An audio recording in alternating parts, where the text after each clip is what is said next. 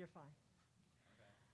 Good afternoon, and welcome to the Turner African American Services Council and the Ann Arbor District Library joint event of the Great Migration. My name is Faye Askew King, and I am the chair of TAASC, which is what we call the Turner African American Services Council. And so I'm going to not only just welcome you, but give you a sense of kind of how our time together is going to be spent, okay? So, and then, yeah, we'll just do it that way. So this is a part 3, I guess, of the oral history piece that TAASC did in October around the Great Migration, which is the Intergenerational Dialogue, and you'll learn more about that as we go along today. We're trying to get more chairs. We're just thrilled that there's just so many people here with us this afternoon, so bear with us.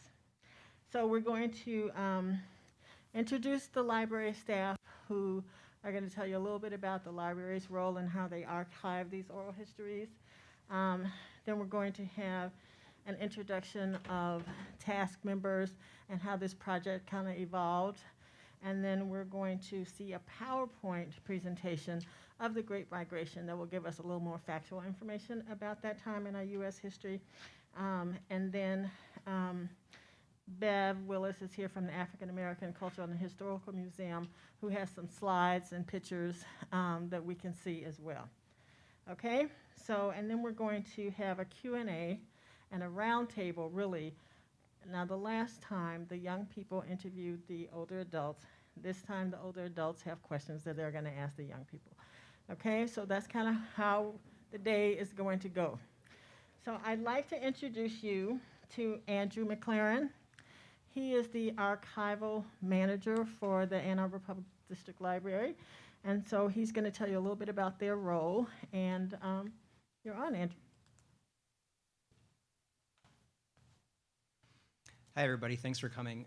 Before we dive in here, just a housekeeping thing. If everyone could mute their cell phones, this doesn't go off. We are streaming this. We are recording this event. So you can all watch it later if you want to revisit the things that people discussed today. I'd like to start by kind of just giving an overview of like how we got into the oral history business at AADL, which is that once upon a time, Joyce Hunter from the African American Cultural and Historical Museum. You can't hear me?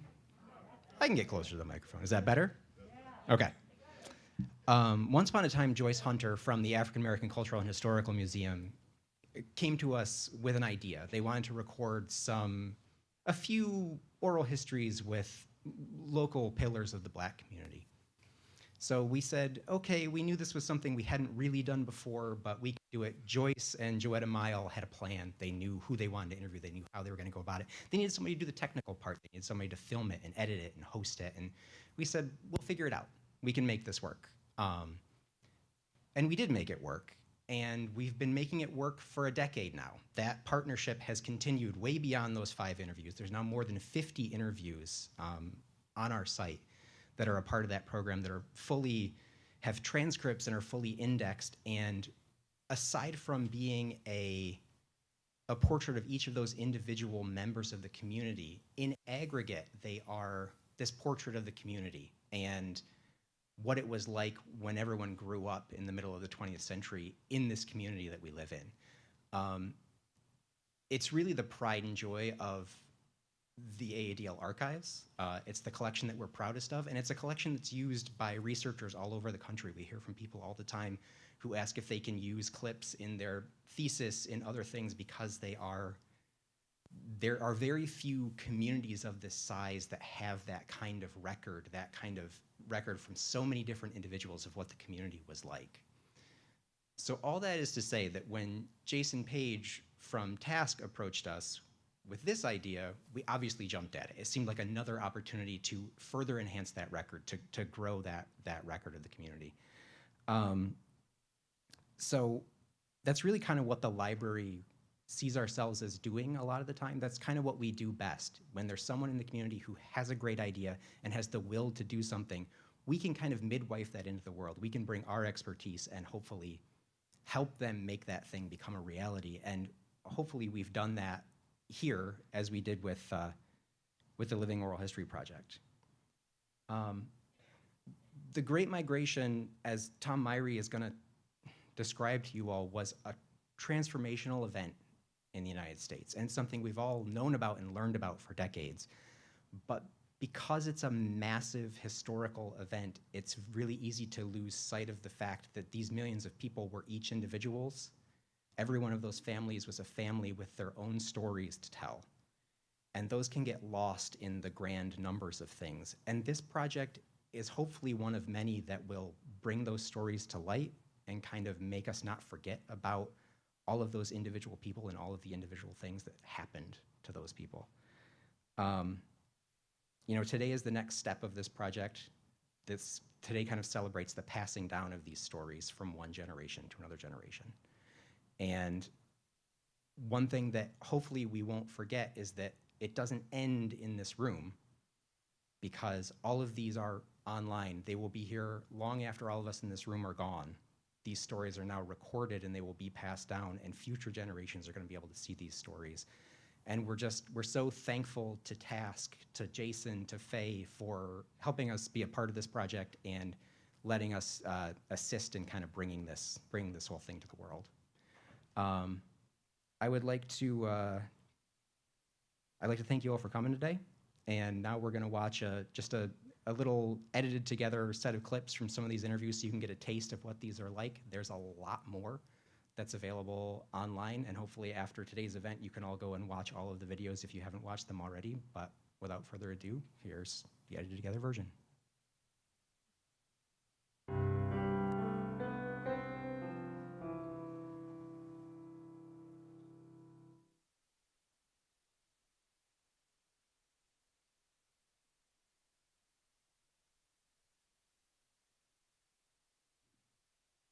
I don't think I was part of the migration, but some of my ancestors, my aunts and great uncles and aunts and all, were probably part of it. But I was not personally part of the Great Migration. I'm from Virginia, so a lot of my relatives went to New York. Different ones had a different, travel space, I would say, moving from one area to the other. I was raised in Columbus. Columbus, I don't know if you have ever noticed on the map, Columbus, Georgia and Phoenix City, Alabama are like one place. You know what I mean? Is the city buses from Columbus run in Phoenix City, where we had moved to Phoenix City before we migrated here. So I say I'm up here by way of Phoenix, from Columbus by way of Phoenix City. I am 93 years old. Will be in September. So I've already, in my opinion, I'm more 93 than 92. And you wanted to know my birthday? And I was born in Pittsburgh, Pennsylvania. October 4th, I'll be 79 this year, and I was born in Chicago, Illinois. My great-grandmother and her family came from Alabama. My great-grandfather and his family came from Tennessee. My name was actually Doreen Bowens. I was born in East Point, Georgia. My birthday is October the 19th, 1939. And I grew up in East Point, Georgia. I attended East Point Elementary and South Wilton High School. I graduated from South Wilton High School in 1957. I'm from a family of 7 children. I'm the oldest of the 7. We grew up in East Point, which was a small town, which was highly segregated. That's why I went to East Point Elementary and South Fulton. Yeah, I was born in Atlanta, Georgia, like I said, April 15, 1936. And I was born to Mr. and Mrs. John McKibbons, only child. And both parents are deceased now. So I moved to Ann Arbor in 1961. I always have to think about that. I'm 72. I'll be 73 this year. My date of birth is October 30th, 1950. They're all originally from what we call South Georgia. It would be about 200 miles from the Florida border in Georgia, in a small little rural city called Fitzgerald. My mother's mother, my grandmother, was originally from a place called McKinsey, Tennessee, and in a smaller town called Tresvent. That's where she met my grandfather. When my mom was 7 or so, they moved up to Nashville. But I had other relatives who moved further north, like Detroit, Gary, Milwaukee, later on in their lives. When I came, I had 3 little, small children. And we were blessed in that my mother-in-law had this huge house that, you could stay in until you got on your feet and get your own place. And so in the beginning, it was tough because the 5 of us shared 1 bedroom. So you're so blessed. You think about where you came from.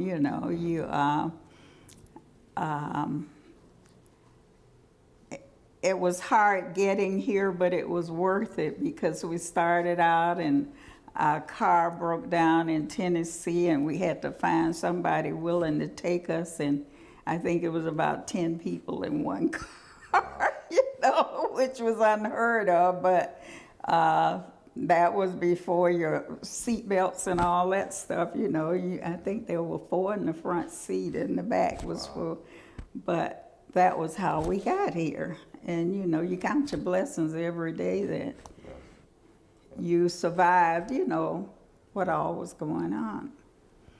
And thankful that you got here. And say, look where I am now compared to, when I first got here.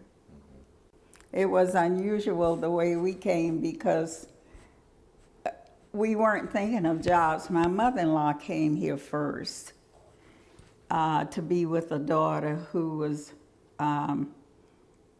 had lost a husband at the time. And while here, she went to work in her place, domestic. And at that time in Phoenix City and Columbus, domestic workers were getting $3 a day, the whole day. And my mother-in-law found out that here she got $1.25 an hour. So to her, you know, that was great. And so our story goes from that. She was a mother of 12. Oh, wow. And she eventually, I call it recruiting. She eventually recruited all of her kids up here except for one.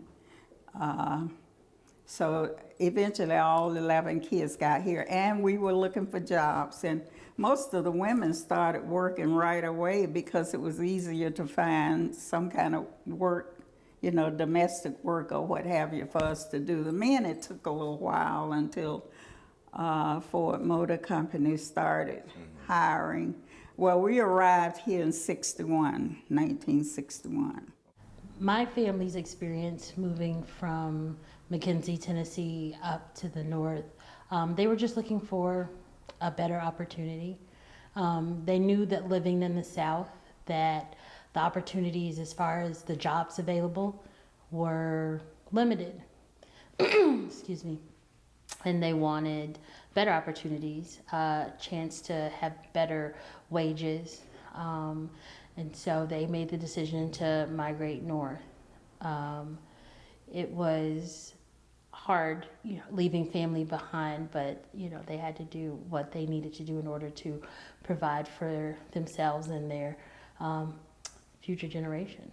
Fitzgerald is known for producing cotton, and if you think about, you know, our history, you can understand why a lot of blacks, when they hear the word cotton, they always think of, okay, that's how we made a living. And that was true for my family. A lot of them was cotton pickers. And in that particular city, though, they had one factory, which was an underwear factory. And so they manufactured underwear, but a lot of blacks couldn't get jobs there early on. I'm talking about pre-1940 in the 30s and stuff like that. And if they did get jobs, they were the toughest jobs. And that was the only type of work that they could really get. So many people actually wanted to improve themselves somehow. And one of the ways was certainly for men was the military. A lot of them saw that as a way to at least advance themselves. And so he went into the military, and then they actually got married right before he went into the military. And when he got out, they moved to the Detroit area. And actually, they moved here with the understanding that he was going to look for a job in the automobile industry because that was a real big thing back then. And this would have been probably 1942, 43. And so when he came here, and he was kind of older at that point, you know, he wasn't really a real young person. He didn't get a job in the automobile factory, but he got a job with Greyhound as a mechanic because he had learned those skills when he was in the military. So he had a really good job compared to the kind of jobs that he had when he was in the South when he came here. So he was really the first part of my family that came from the South. He and my great aunt, you know, that kind of started because they all came from very large families. And my grandmother's family, they had 11 children. This was an all-black neighborhood and all-black school. Out of the 7, like I said, our chain has broken this year. And 2 years ago, I lost a brother, but the rest of my siblings are still alive. We live in several areas. I have a brother here in Michigan, in Canton, Michigan, and him and his wife and family. I have a brother and his wife and family in Union City, Georgia. I have a sister and her family, and they are in Atlanta, Georgia. Then I also have a sister that lives in Oakland, California, her and her family. I have a son who lives in Tulsa, Oklahoma. He has 4 children, and I'm a great-grandmother. I have 4 grands and 4 great-grand. I've been in Ann Arbor since 1964. I migrated from Georgia to here.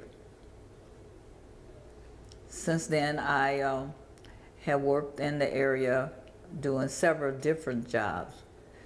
Because when I left Georgia, I was working in the retail area.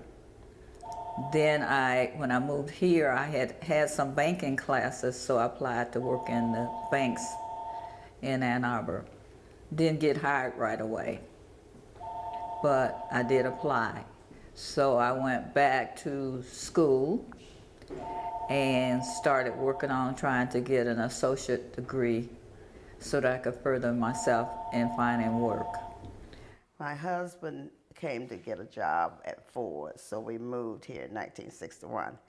And when I came to Ann Arbor, I had 3 small kids. I had a 5-year-old, I had a 4-year-old, and going to be a 2-year-old in September, which we moved in August of 1961.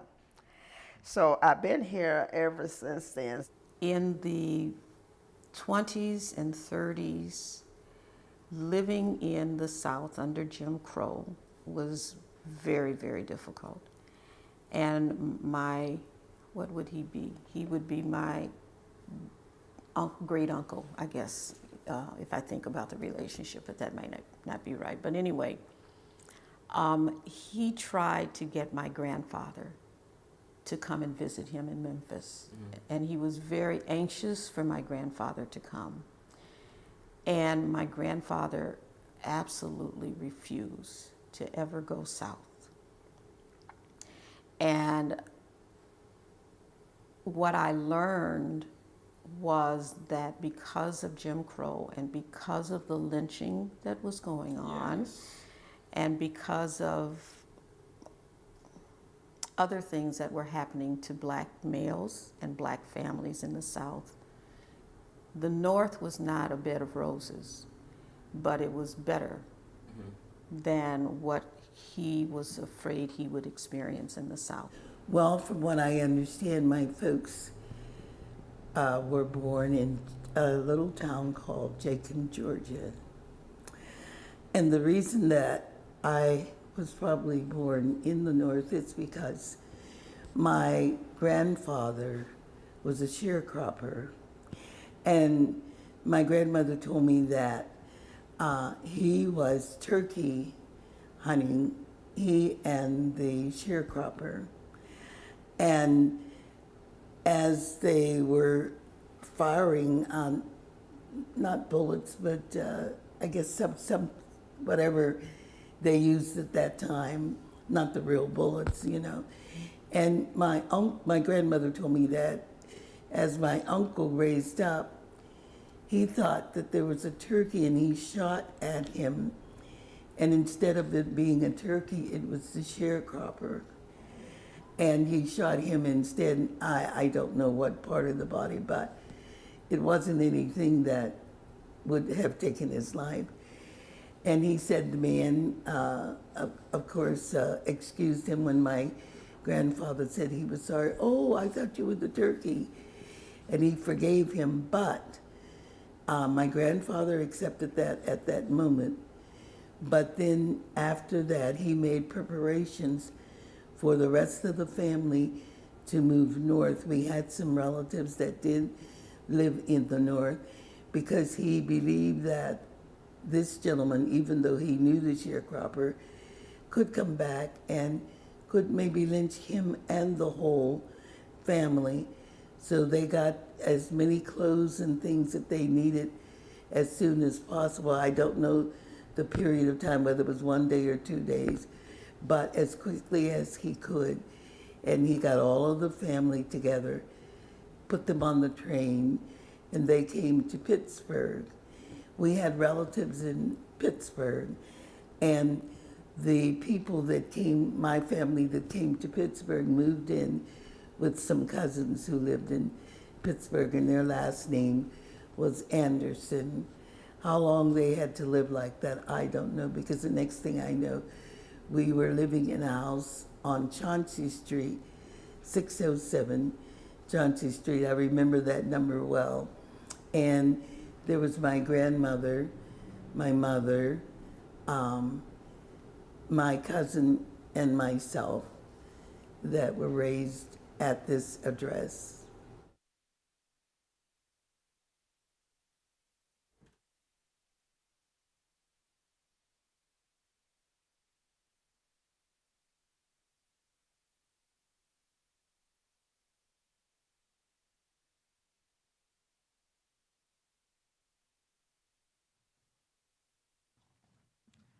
Thank you. So that gave you a little taste of the stories that were shared by the older adults who were interviewed by the young people that you see in front of you. TAASC is an organization that's been around for over 30 years, and we work to enhance and expand the health well-being of older adults of color. And every year we provide workshops, seminars to really educate, transform, and provide resources and information for seniors, adults of color. And we've always wanted to do something that was intergenerational because we understand that we don't really have the same natural ways that we used to have in the old days where families all lived in the same communities and you grew up with your grandmother and your uncles. And so how do we reproduce and create situations in which young people can really talk and dialogue with older adults? And so we got some young people from community organizations that exist in town, and we also got some older adults from churches, community organizations who were willing to share their stories. And so what you heard here was the responses of the older adults to the questions that were asked by the young people. And so please take time out of your schedule and go to the library and really just, when you have time, really listen to the full stories that were shared at that time. Now, we are going to have Mr. Tom Myrie do his PowerPoint slide to give you kind of an overview of that period in the U.S. history. Thank you.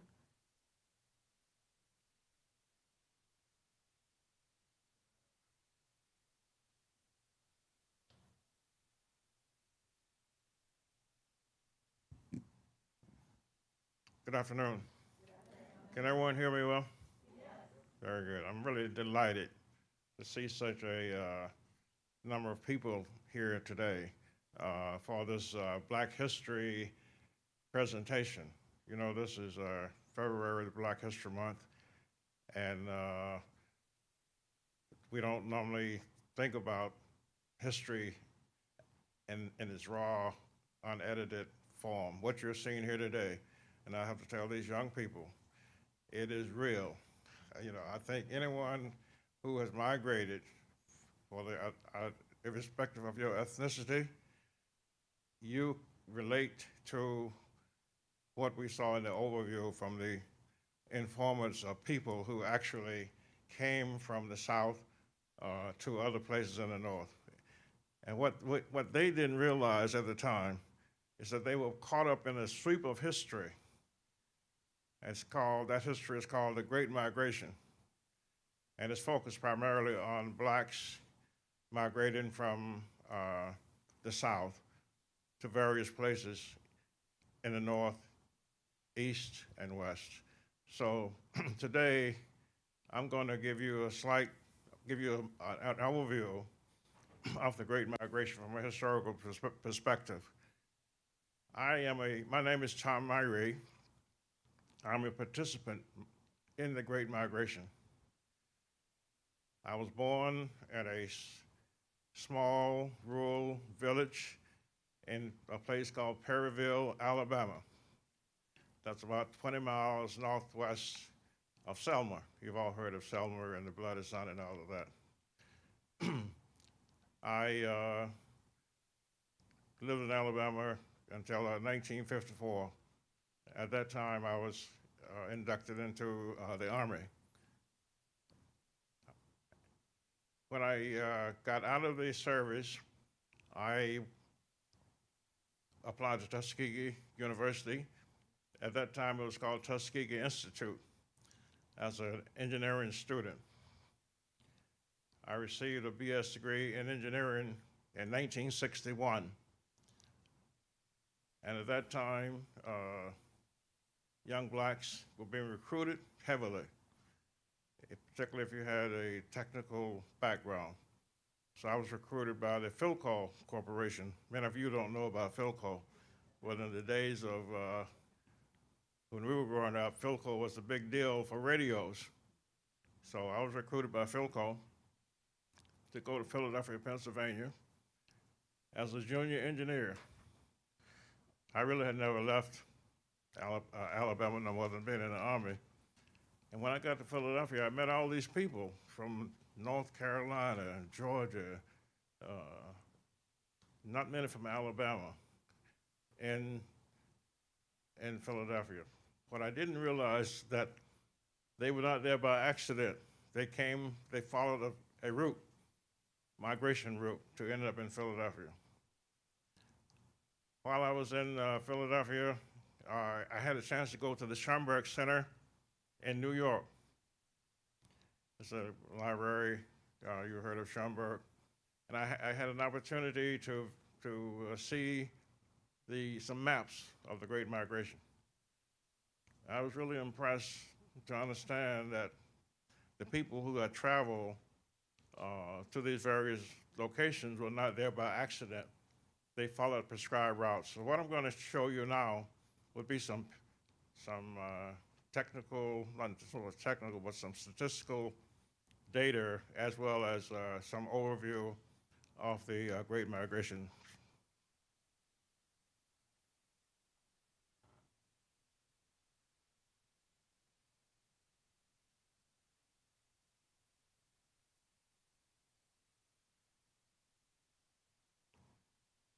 Okay.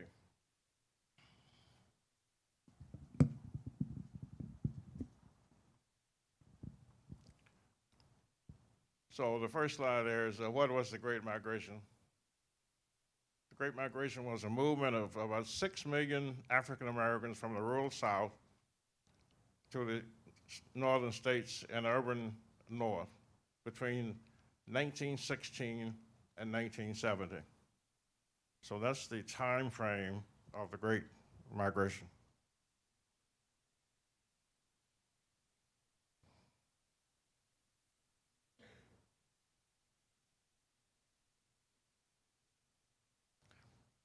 Question, when did the Great Migration occur? I just said it occurred in 2 waves, before and after the Great Depression. At the beginning of the 20th century, about 90% of Black Americans lived in the South. By 1970, nearly half of all Americans lived in the northern cities, and the northern cities could be north and west. So that's a lot of people were being relocated. This map, this diagram, I want you to focus on a couple of things. The Black population in its aggregate did not change much in the United States. It's only changed about 0.1% over that time frame. However, if you look at where the population distributed itself, in the Northwest, it was like 8%, Midwest, 7%, South lost 20%, and the West gained 5%. So that's, the South lost about 20% of its population during that time frame. And this is the map, one of the maps that I saw at the Schomburg Center. And this map shows you the pattern of migration of people leaving the South. If you notice on the right side, the yellow map shows people leaving Florida, on the seaboard, Georgia, South Carolina, North Carolina, Virginia, et cetera. Many of them ended up in Philadelphia, New York, Baltimore, and other places like that. In the center, the purple map, purple lines, shows people leaving the South from Alabama, Mississippi, and Tennessee, Kentucky, going to places like Detroit, Ohio, some went as far as Milwaukee. And then on the left, you see people who, if you talk to somebody if you were in California, and if you talk to a black person there, you say, where are you from? He said, I'm from Oakland. And you ask a little deeper, where are your folks from? find out they're from Louisiana or Texas. This is an updated map, shows the time frame from 1930 to 1980. The difference is some blacks had gone as far as Seattle and Portland, but they still ended up in California, Oakland, and places that they traditionally migrated from. This is a similar map, just kind of give you a quick overview of these routes. Now, most of these routes are based on the railroad, the Central, Eastern, Western railroads. Now, this is a Jacob Lawrence depiction of the migration. As you can see from this depiction, they were going to Chicago, New York, St. Louis, et cetera. They were really crowded into in and around the train station trying to get out of the South. This is another depiction of Jacob Lawrence. What you may not realize is that many of the people who migrated, they were recruited by agents from the North to go to Detroit, Chicago. And why is that so? Well, during the war, the traditional pool of labor, which was Europeans, were not available. So they had to find someone to fill that void. So the agents would come south, pay the people, pay their fare, and also advance them until they got the job and could start to work. This is a picture you've all seen before. These are not migrants in the traditional sense, but it shows you how people travel. Sister Thomas talked about how many people were in the car that she was in. So you see an example of this. These are the fortunate people. They had a car, but there were 6 people in this car, everything they owned basically in this car. I can't imagine how that car could travel on bad roads with that many people loaded down with 60-gallon drums. It's amazing. Here's another example of the segregated South. The sign that says white waiting rooms, and they had another one that says colored waiting rooms. You may say, what's that? Well, I've been in one of those places. White, colored, I don't think they said black, they said colored. And then this is a picture of a family called the Arthur family. This is a noteworthy picture. This family left Texas, somewhere in Texas, and traveled to Chicago. If you would note the dress, they have on what we call the Sunday best. And you also may not realize this picture was taken in August. Can you imagine how hot it is in August? And people having to escape the South, wearing everything they had, all the clothes they have on their back, basically. Notice the suitcases. These are not Samsonite. And the real story is this family was escaping because 2 of their sons were lynched in Texas, and they had to get out of town in a hurry. So you may want to know, or you may want to think about the driving forces that cause people to leave the South. What were the push factors and what were the pull factors? And this is just a sample of some of them. And I'll go through the push before we go to the pull. The push was, and you heard it today, the economic conditions in the South, whether it was picking cotton, a lack of a job, being told we don't hire blacks, worse. You had racism, discrimination. This is a term that black people used to use, run in with the law. They don't tell you what it is, but they said we had a run-in with the law. So many people caught the train out of the South at midnight. The midnight train ran both ways. So they left because they had a run-in with the law. Many of them left because of businesses were not available. You have environmental disasters. There were many floods in Mississippi and other places. And the Jim Crow, which was a pervading attitude that people had in the South, as well as the laws and lynching. And we won't cover that in this session, but if you go online, you can find some extremely good videos, YouTube, about some of the lynching conditions in the South. Some of the pull factors, these are the more positive ones. Education and schools. People left the South because they wanted better education for their children. Many, such as myself, left because of jobs or profession. Many were seeking a better life, and you heard about the military. People served in the war, in the military.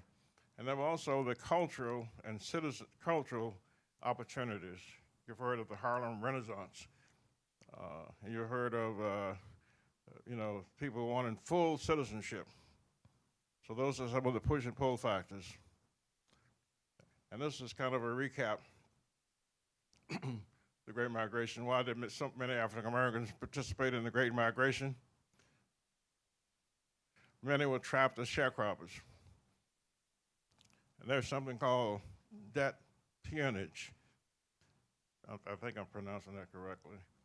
But what would happen, you would be a sharecropper and you would go to, I'm going to use some vernacular here, you would go to the man and he would advance you so much money to raise your crop.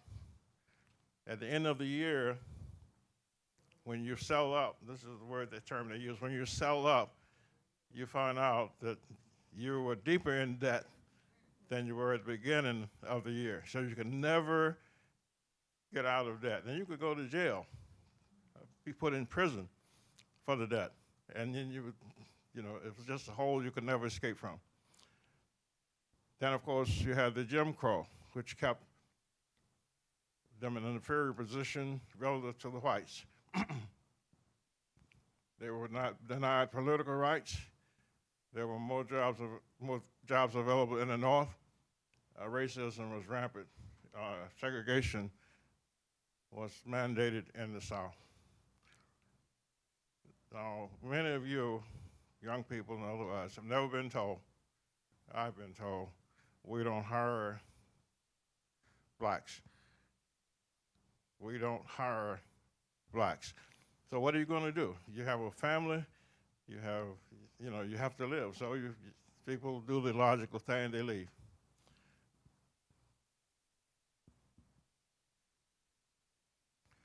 I mentioned a little bit earlier that the Great Migration affected the culture of not only African Americans, but also the United States. There is a saying, and it's true, and this is for the Caucasians in the audience, and you may or may not know this, but the American culture has black roots. I'll say it again. American culture has black roots.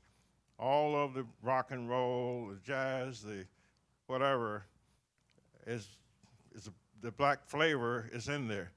If America was without blacks, it would be a pale European society, dull.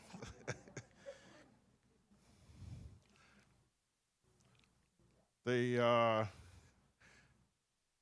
sports were desegregated, the armies were desegregated in the North. The Great Migration arguably was a factor leading to the American Civil Rights. When I was a boy, my family many of them had migrated north. And maybe I'm 6 or 7 years old.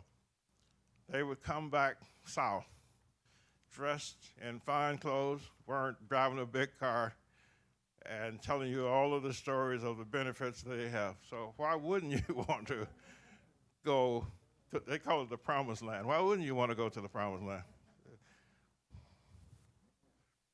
I talked a little bit about Black history when I started, and this is the end of my presentation. Carter G. Woodson started Black History as a Black History Week back in 1926. What I didn't know, I should have known, in 1976, President Gerald Ford issued the first African American History Month proclamation to celebrate, and that's why we're celebrating this history even today. So, Faye, that's my end of my presentation.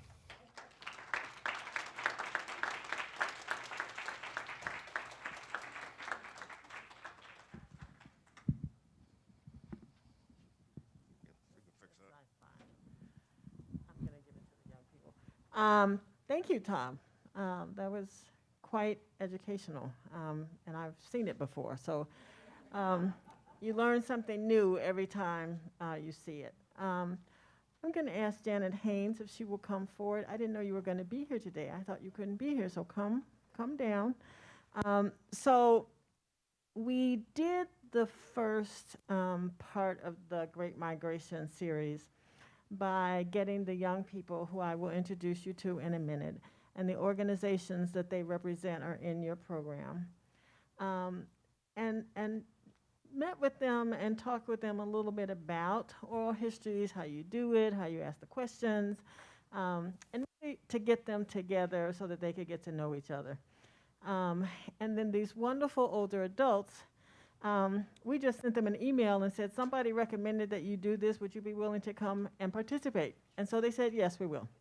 So that is really how this happened.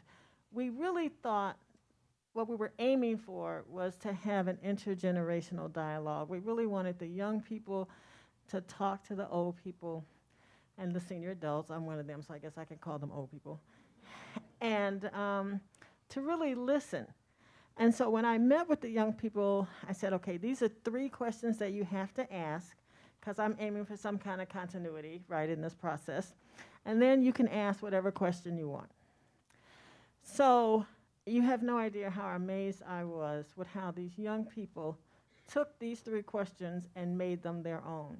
And you can tell by the different responses from the older adults as they told their stories, how they elicited these kinds of comments and responses from the older adults. So this time, I met with the older adults and said, okay, what do we want to know from the young people? And so we created a series of questions. And so the older adults are going to ask the young adults, you all are young adults, questions, and they're going to respond. This is not rehearsed. They have no idea what the questions are. And so I told them they could answer as many or none. So they have some decision-making in this process. But first, I am going to introduce you to the older adults, and I want you all to stand. You've seen their faces in the video, but I want you to stand so you can see them. Mr. Roger Dawson.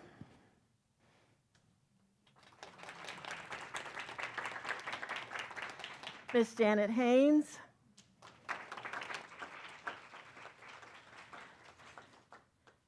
Miss Johnny Redding. You can wave, just wave. Miss Doreen Calhoun.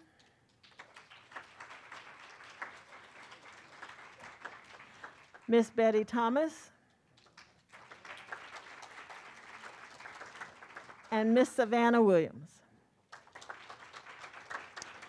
So I'm going to give the mic to them. I'm going to introduce you to the young people after the discussion, okay? All right, thank you. Guess I'm the first one to get a chance to ask the question. Okay, let me start off by saying, this is a tremendous project, and I would imagine, as you have heard and heard our answers, saw the videos and things, a lot of information has been given to you a lot of thought has went into your minds about this, and you probably have thought about it before, but this first question is, what did you learn from hearing from us, the older, I like to call myself senior, but I'll say older adults, about the Great Migration stories? Isaac, you can start. Yes, I can. I'm Isaac Mack, and for this, who I represent, I'm from Skyline High School. I'm in the CAFA League. Mr. Doster is also my advisor, so that's fun. This project for me was like history books coming to life. So right now, even currently at school, I'm in an African American Humanities class, and we talked about the Great Migration, and it just so happened we had already done this project, so I was like, whoa.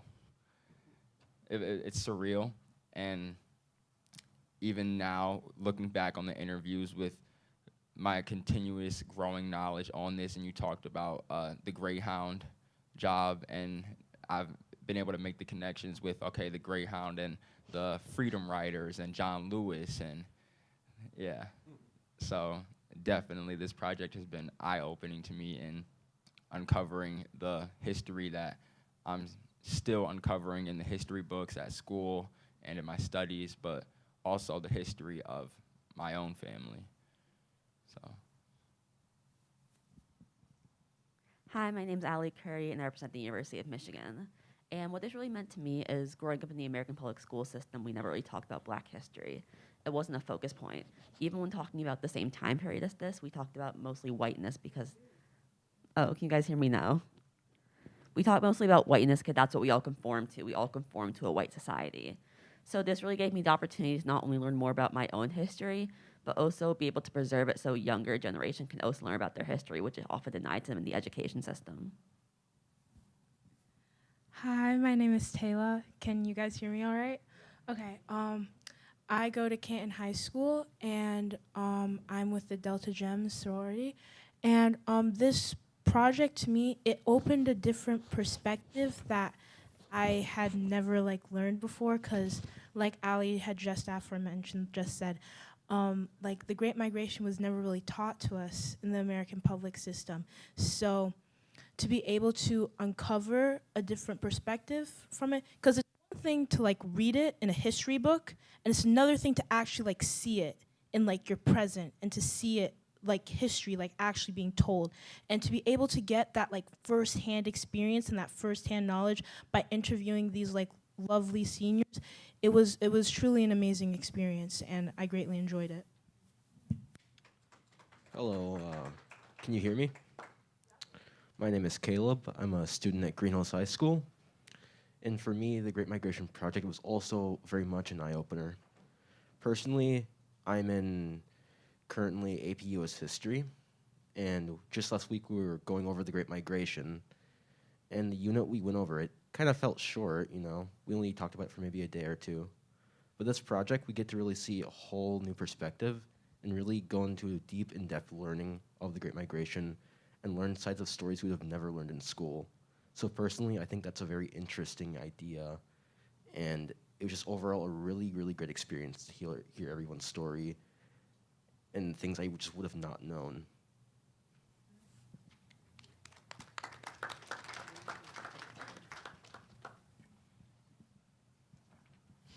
I'm Janet Haynes, and it was wonderful. It was truly a pleasure to be involved in this project, and these young people are just amazing.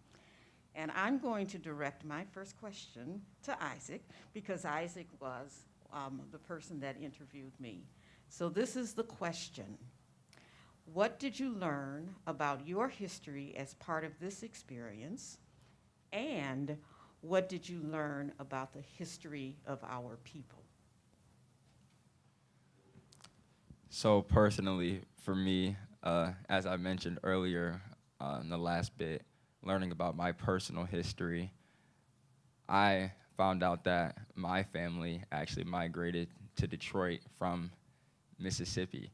So, and then when that chart was just pulled up and we saw the maps of where everyone fell into as they're migrating, just that almost straight up shot, straight from down south and right up north.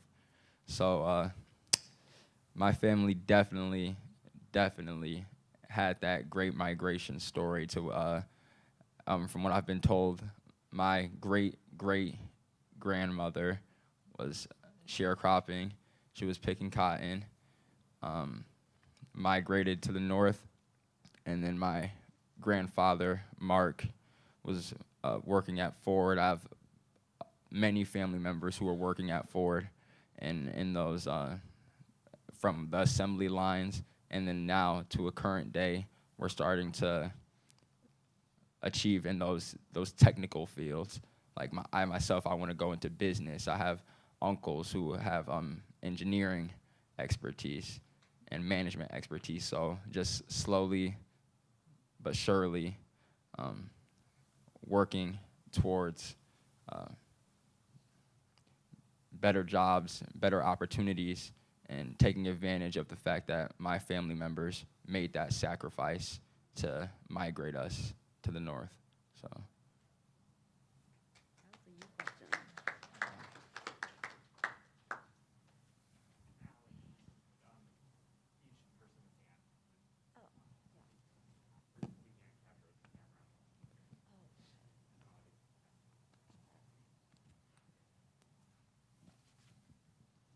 Well, for me and my personal history, what I've learned this entire experience is I previously didn't know about where my family migrated from. My family originally was from Alabama. They migrated up to Buffalo, New York, and then from there, my father came to Michigan for grad school and decided to stay here, and that's why we currently reside in Ann Arbor. But really what struck me throughout the entire experience was the resilience that our people had during it and what they faced. From the person I interviewed, who is sadly not here with us today, she talked a lot about resilience and kind of having to fight to belong in these spaces. She kind of had, her family fought, not just to belong in spaces that are mostly white, but also to have access to resources that were often denied to Black individuals during this time period. That's something that really stood out to me, and it's something that I didn't know a lot about really in detail, but I got to learn a lot more through my experiences talking with her.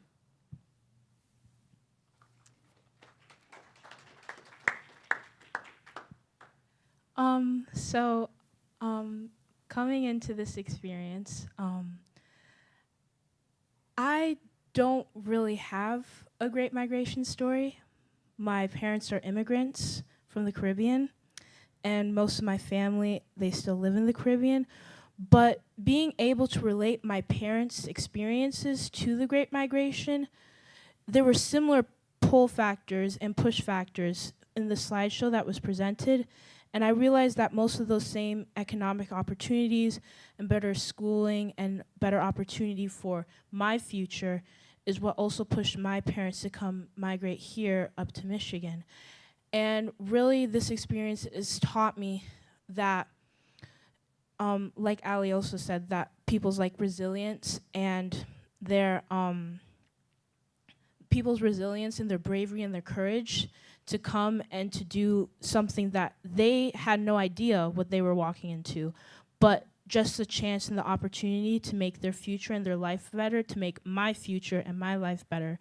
It was truly a great experience to see, and to see how those experiences from the Great Migration can also even relate to my own Great Migration story. So.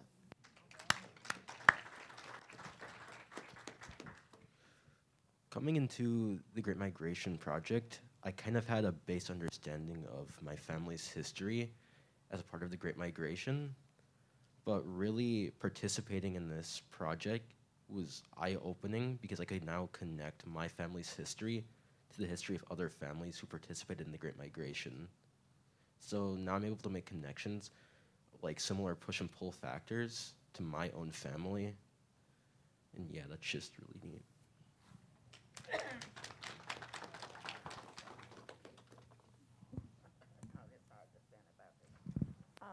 Excuse me for not standing up. I have a question that I would like to ask. I mean, you don't have to go first if you don't want to. But if you like to, that'd be okay. Now, we're wondering if you ever felt disrespectful because of your culture, race.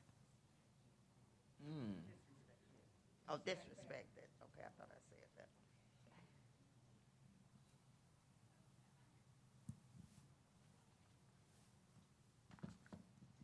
that. In my personal life experience, I definitely said I have felt disrespected based on my race and the way I identify as a Black woman. And I think it can be boiled down to microaggressions and both macroaggressions. And something that I advocate really for, because one of the things about me is I did a predominantly white sport growing up, which is synchronized figure skating.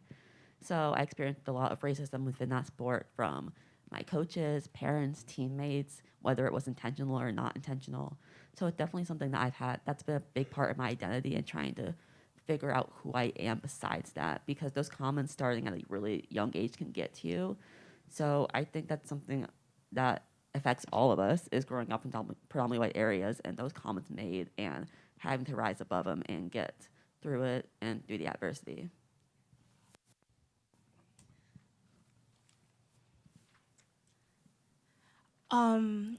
I am a student athlete. I'm one of the only few Black kids in my, I take honors classes, I take an AP class, and being one of the only Black people in those classes, being the only Black woman in those classes, it's really, to me, I've experienced racism on many different fronts in my sports, which I do swim, in school, and even within like my own community. I would say that discrimination and racism you'll find everywhere, but in order to really like, I don't want to say like, I try not to ignore them, and I try to focus on what can I do to make myself better. Because I personally, I don't like letting like people's words like affect me and stuff like that, because I have my own goals, and I want to see them be achieved, and I want to see them be accomplished. And so I do face discrimination and racism on a daily basis, but I'm proud to say that I won't let that stop me into getting to where I need to go. So.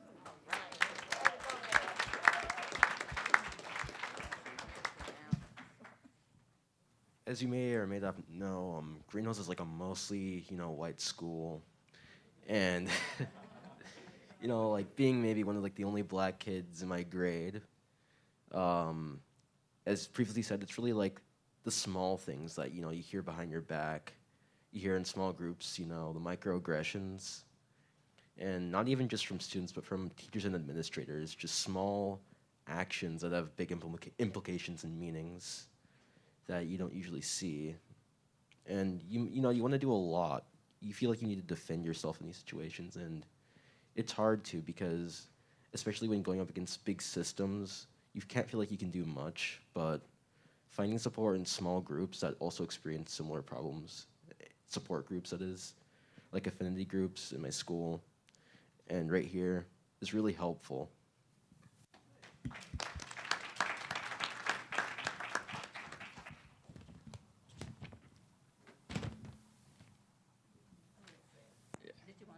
Yes. So in my life personally, I've grown up in Ann Arbor for almost its entirety.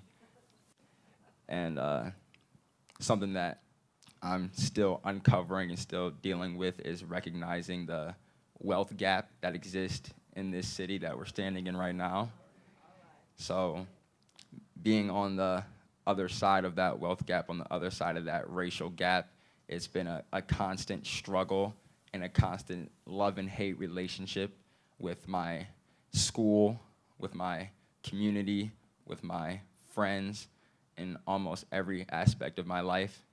So something that I am continuously, like I said, struggling with today is figuring out how to exist as an African-American male, especially with what I want to go into, and being able to still empower myself in my culture and my history and my music and the way I dress and the way I speak, while also being able to survive in an environment like this. So. Yeah.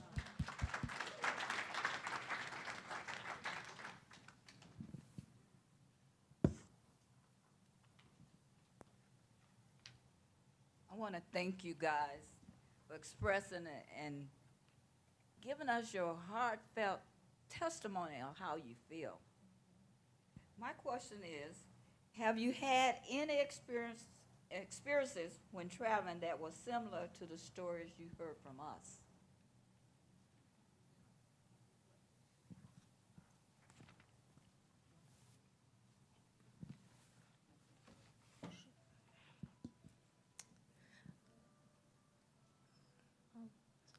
Okay. So recently, the other day, I was at a travel meet in Tennessee. And normally when you see like those like police officers like at the what's the place called? Not like security guards, like before you go like through the what? Yeah, TSA. Sorry about that, you guys. The TSA, like, obviously, like, they're there for, like, your safety and for, like, your security, too. But, but when I was going through TSA, I had something in my bag, and it was just oatmeal. And funny thing is, they stopped me, and they were like, "Oh, we need to check your bag." And I was like, "Oh, okay then." And I didn't have my parents with me at the time, so it was one of my first encounters with the TSA police. But like even being stopped by something like as simple as like an oatmeal can or something like that, it really like I wouldn't say that it was like also racism, but like you're just like as a person of color, you're more likely to be stopped by these officials, by these people who are supposed to be doing their jobs, just based on the way that you look, just based on if you look suspicious or something like that. Another time, I was with my parents and my little sister, and I had to get pat down because I wasn't wearing any jewelry, but I still had to get pat down, I think because of something on my clothing. And I think I was 13 at the time. And being so young, and at that young age, nobody should be getting pat down if you're that young. And to be thinking, oh, just because I'm POC, just because I'm a person of color, it's really hard to see it happen and to be a victim of that. And it's really hard to like be a victim of that and to see how like these officers are like doing their jobs and stuff like that and are supposed to be protecting us. Yet also it's saddening to see how they'll implicate their rules and be different to the rules towards people of color. So.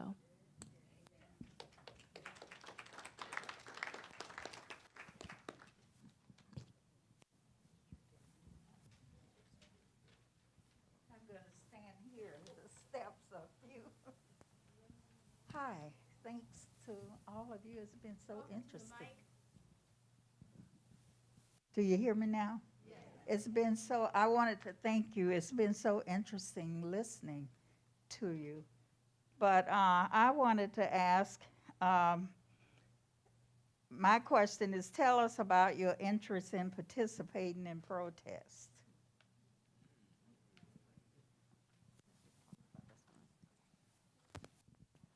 So I'm actually currently a student at University of Michigan, and throughout my time there, I've had the opportunity to participate in multiple protests, specifically in the Black community. So I'll talk a little bit about those. So the first protest that I participated in was actually earlier last year, and it was called Occupy Trotter, because if you don't know, there's a historical building there called Trotter, and we are currently on our third Trotter. The first Trotter was burnt down by accident, they say, Then we had a second Trotter, and it was moved closer to campus in 2019, but due to COVID, people never really got to occupy it. So then we came on campus after COVID stopped, and because people didn't know the history of Trotter, it became a mostly white-dominated area. And as Black individuals in the school kind of pushed to have it more multicultural dominated, more Black dominated, there was pushback by the white students. And there was an article published saying that we are trying to make it a Black-only area, and we're trying to segregate the school, and it was written by a white individual. And this sparked the Occupy Trotter movement, which is where the Black students basically occupied Trotter every day of the week. There was activities there every single day. There was food every day. every day there for the Black students, and it really honed in Trotter being a Black space and a Black community area for the University of Michigan Black students, and somewhere you could go for a safe space and be around people who look like you and have similar life experiences as you. And then the second one is currently going on at Michigan. It's called the More Than Four campaign, which is, as many of you may not know, the Black population at Michigan is only 4%. And historically, there have been multiple Black action movements, otherwise known as BAM. And one of the constant kind of things they fight for in those action movements is to at least get the Black population up to 10%, because the Michigan Black population is around 12%, so it should reflect the population of the state. And the university has failed multiple times to make that demand. So this is kind of another push on that, and it's really trying to hone in on getting more resources so Black students in Michigan and outside Michigan to apply, and they can come to Michigan, get more financial resources so more lower income Black students can come to Michigan, since it is a very expensive institution, and making it more accessible and more welcoming to students of color, especially Black students.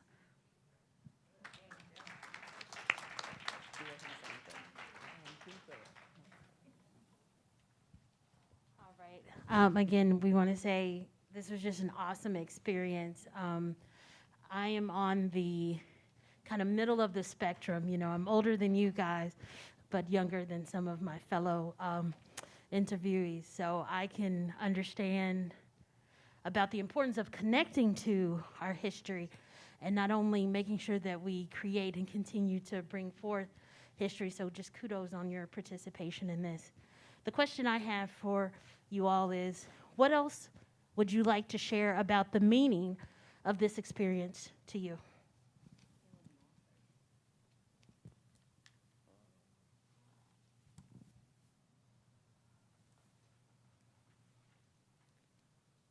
The meaning of this experience to me, besides just the obvious historical standpoint of it and cultural standpoint of it, was honestly getting to just sit down and talk to really nice folks like you guys here, and hear really cool stories that I can relate to my family's personal stories, and yeah.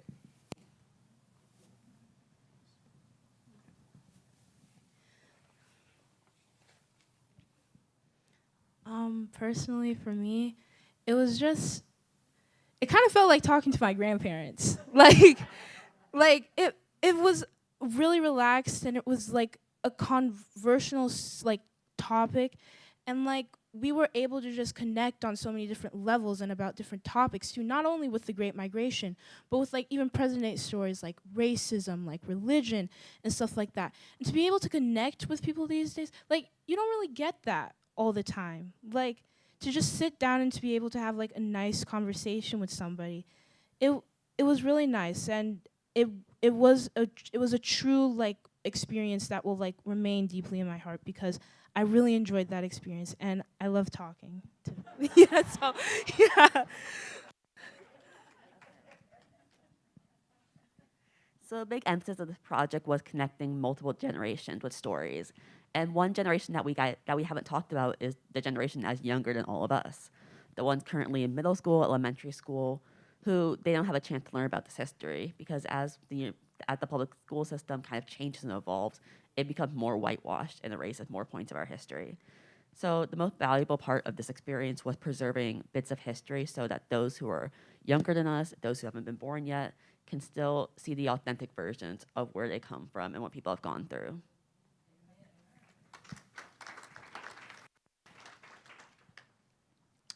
What this experience has meant to me is, I touched on it earlier, keep moving forward. I'm going to push the bar further. As I mentioned, my great-great-grandmother, sharecropper, picked cotton. Her daughter worked in retail at Macy's. Her daughter ran a daycare. Her daughter earned her degree. My mother earned her degree. Is an occupational therapist practicing right now, has single-handedly supported myself and my sister, who's at Wayne State right now, and now it's my turn. So all these women have played a vital role in my life, and I feel like it is my duty to repay them and continue to build off what they have started for my future family. So.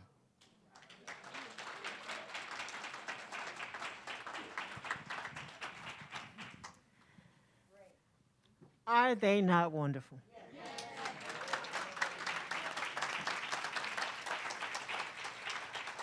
Are they not brilliant? So this is what gives me hope. The humbling part of this experience for me was understanding and recognizing that my life is history to these young people. But at the same time, as many of them have shared in their comments, how meaningful it was to bring that history to life for them, and that they now have this as part of their toolkit when they're in school and learning about things, and they know where the gaps are. They know what's missing. And my hope, and I trust based on the things that they've said, is that this experience will continue to move through their lives at each chapter in their lives. And already they're thinking about the young people coming up behind them. And so I just really want to thank you, Isaac, stand up. Allie, stand up. Taylor, stand up. Caleb, stand up.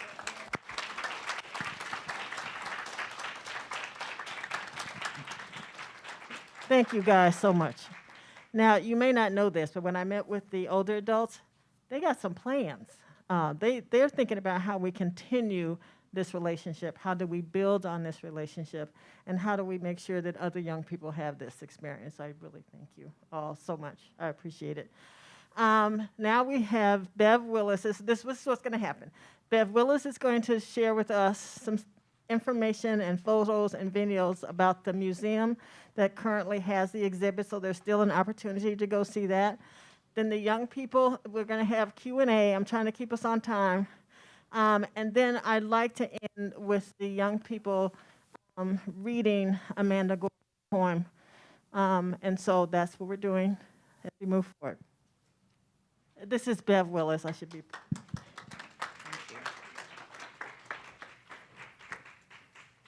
Good afternoon, everyone. Again, I want to thank everyone for coming, but especially my short minute here is just to talk to you about the exhibit that it's at 1528 Pontiac Trail. Up a little bit? Okay, great. The title of the exhibit is Millions Moved.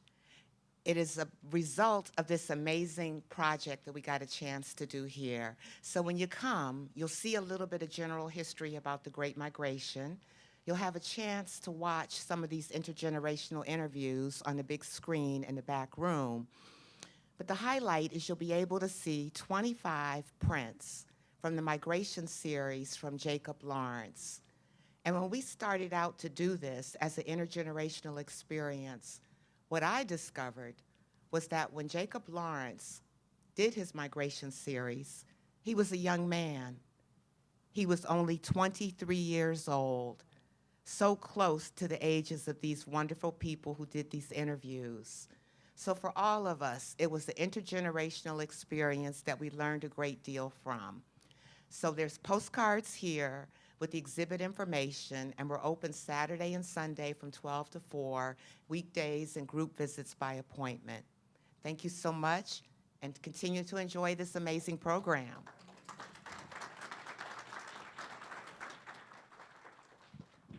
Bev has a display in the back. I'm taking care of you. This is like my 6th presentation this week, so I abandoned the rest of it. In the back of the room, there is a small display that shows some examples of the prints from Jacob Lawrence. And also there's a suitcase back there, and there's some family mementos. And we hope that when you look at that exhibit, you'll think about your own experience. What would you bring? What would you pack in one suitcase that you needed to carry north for everything that your family had to use? So enjoy that and the rest of the program. And thank you, Faye, for completing my task. Okay, so now it's time for Q&A. So you can ask questions to anybody almost about anything. So just raise your hand. Okay. I would like to know what they would say to the governor of Florida now that you've had this experience. What would you say about those classes that they want to eliminate?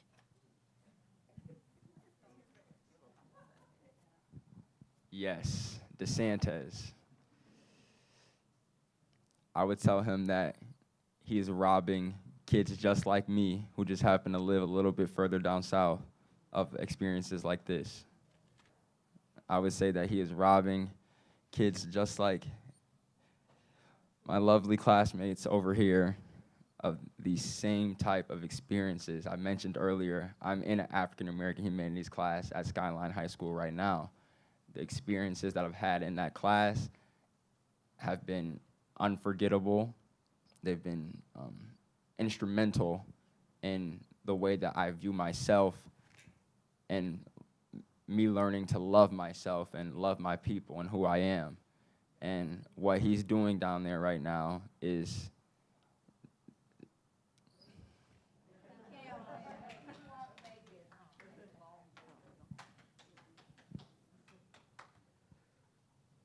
to DeSantis, I've heard the saying many times that ignorance will be the death of America, and no other person more than DeSantis enforces this idea.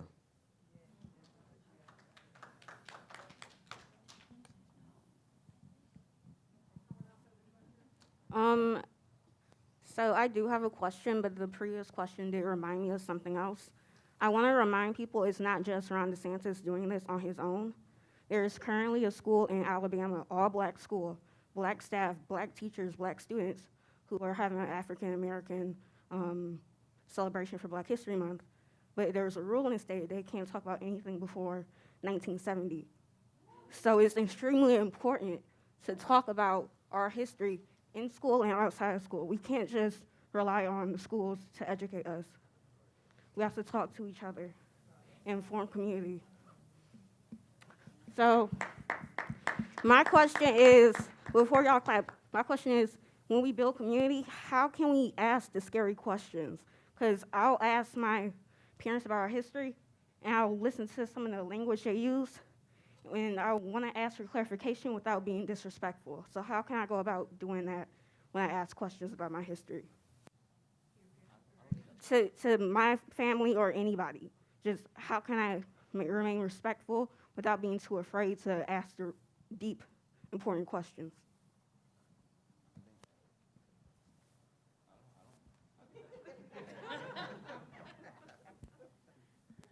Okay, we talked about this because when I first met with the young people, they were concerned and worried about their language and not wanting to be disrespectful when they interviewed the older adults. And so I think that one of the things that I learned when I was meeting with the older adults was about how, and I guess I can speak for myself here, is how our family members did not want to talk to us about the terrible experiences that they had and fears that they lived with in the South as a way to protect us. And so there's a long history and tradition about not really telling these stories. And I didn't even know my own family story and would never have asked the question if we had not done this. And so I'm a social worker by trade. And so I would say to you to say, I really want to know this history. It's important to me. Use your I statements and tell them I want to be able to share this with my family.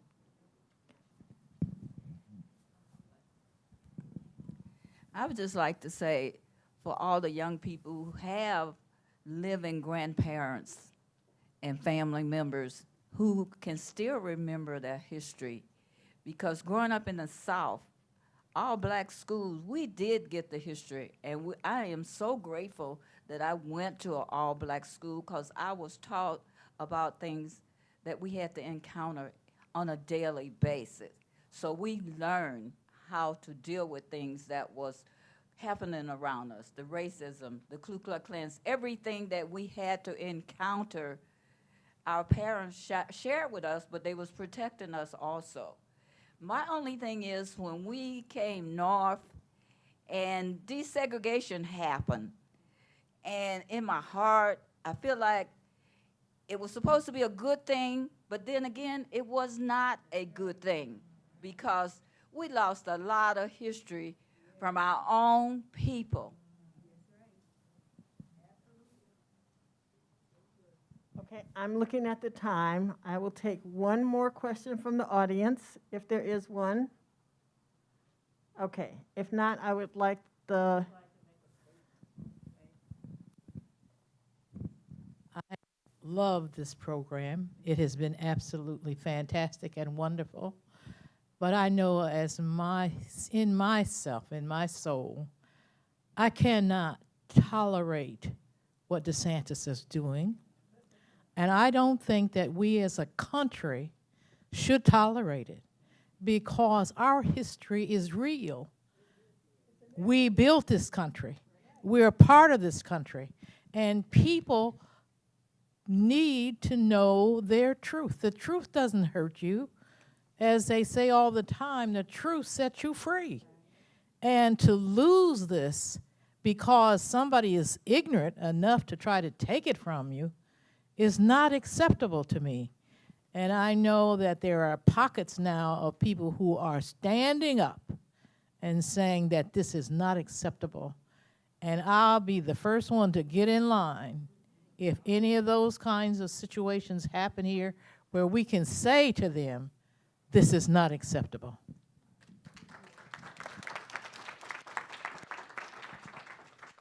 Okay, again, I'm a social worker, so here's a social action piece. We, as older adults, are the largest voting bloc in this nation. We are also baby boomers, so we are the largest group of older adults that this country has had. So I want everybody to take a minute, and I want you to think about what is it that you can do individually. Your voice, either voting, talking to your friends. Dialogue, I think, is how things change. So talk about what you experienced today. I think change only happens as we interact with one another. Okay, I'm going to turn it over to the young people who are going to read the poem, and we will stay for questions if people want to ask us. All right. You're starting. One day comes, we ask ourselves, where can we find light in this never-ending shade? The loss we carry, a sea we must wade. We're brave the belly of the beast. We've learned that quiet isn't always peace, and that norms and notions of what is just isn't always just is.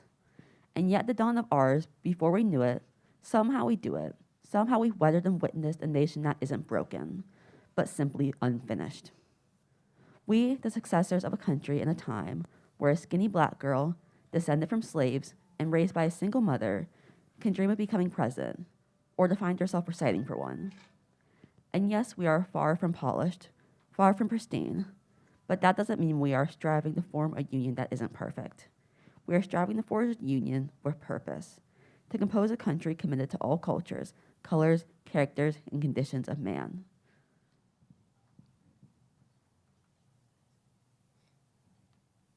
We lay down our arms so we can reach out our arms to one another. We seek harm to none and harmony for all. Let the globe, if nothing else. Oh, I thought that was you. Okay, let's start from the top again. And so, we lift our gazes not to what stands between us, but what stands before us. We close the divide because we know to put our future first. We know to put our future first. We must first put our differences aside. We lay down our arms so we can reach out our arms to one another. We seek harm to none and harmony for all. Let the globe, if nothing else, say this is true.